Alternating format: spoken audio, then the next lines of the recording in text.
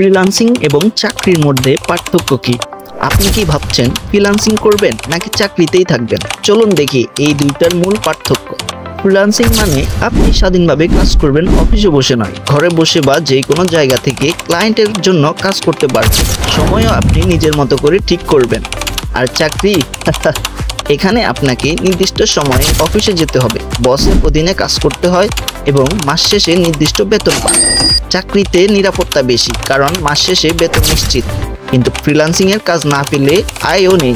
তবে এইখানে ইনকামের সীমা নেই, আপনি যত বেশি কাজ করবেন তত বেশি আয় করবেন। ফ্রিল্যান্সিং এর স্বাধীনতা বেশি, কিন্তু ডিসিপ্লিন না থাকলে চলবে না। আর চাকরিতে আপনি নিয়মিত সময় পান, বিশ্রাম ও ছুটির সুবিধা। শেষ কথা হলো, আপনি যদি স্বাধীনভাবে কাজ করতে ভালোবাসেন তাহলে ফ্রিল্যান্সিং আপনার জন্য।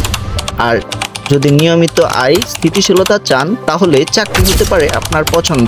এখন ডিসিশন আপনার, আপনি কি চাকরি করবেন নাকি ফ্রিল্যান্সিং।